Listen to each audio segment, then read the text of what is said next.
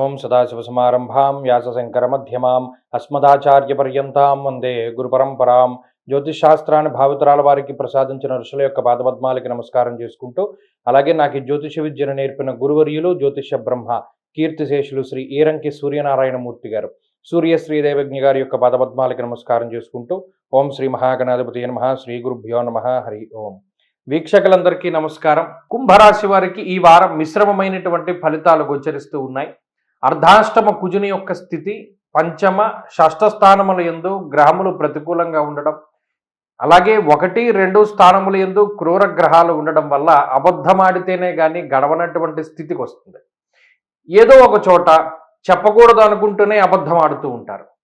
ఆ అబద్ధాన్ని కంటిన్యూ చేస్తూ ఉంటారు. దీనివల్ల ఎప్పుడైనా మనకి ఇతరులు ఈ విషయాన్ని తెలుసుకుంటే మన మీద ఉండేటువంటి నమ్మకం పోతుందేమో అనేటువంటి భయం వచ్చినప్పటికీ తప్పనటువంటి పరిస్థితి. అలా కొంత మాటకి సంబంధించి తప్పు చేస్తూ ఉంటారు. ఇక ఆర్థిక సంబంధమైనటువంటి విషయాల్లో అనవసరమైనటువంటి ఖర్చులు ఎక్కువగా ఉంటాయి. ఈ ఖర్చు అనవసరం అని తెలిసినా కూడా మనసు దాని వైపుకి వెళ్ళిపోతూ ఉంటుంది. ముఖ్యంగా ఒక విషయాన్ని దృష్టిలో పెట్టుకోవాలి. స్పెక్యులేషను, బెట్టింగు, జోదము లేదా ఇటువంటి ఈజీ మనీ కోసం చేసేటువంటి విషయాలకి చాలా దూరంగా ఉండాలి కుంభరాశి వారు. ఎందుకంటే ఇది లాంగ్ రన్లో మీకు చాలా ఇబ్బందిని కలగజేస్తుంది. ఇప్పుడు భృగు షట్కము, గురు షష్ఠస్థాన స్థితి ఇవన్నీ ఉన్నాయి. స్వజనైర్ దూషణం చైవహ అన్నారు. అంటే సొంత బంధువులు, సొంత మిత్రులు, సొంత మనవాళ్లే మిమ్మల్ని విభేదించేటువంటి పరిస్థితులకి ఈ గ్రహస్థితి అవకాశాన్ని కల్పిస్తూ ఉన్నది. కాబట్టి మనోవ్యధ అధికంగా ఉండడాన్ని గమనించవచ్చును.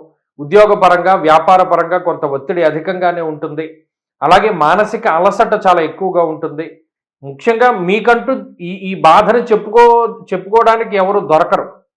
ఎక్కువ దానికోసం శ్రమిస్తూ ఉంటారు. మనం ఎవరైనా మంచి వాళ్ళు కనబడితే మాట్లాడదామనో, లేకపోతే ఆన్లైన్లో ఎవరితోనైనా మాట్లాడదామనో, లేదా పూర్వం మన మిత్రులతో మాట్లాడదామనో, మనం మాట్లాడితే ఏమైనా మనం చులకనైపోతామేమో అనేటువంటి భావన.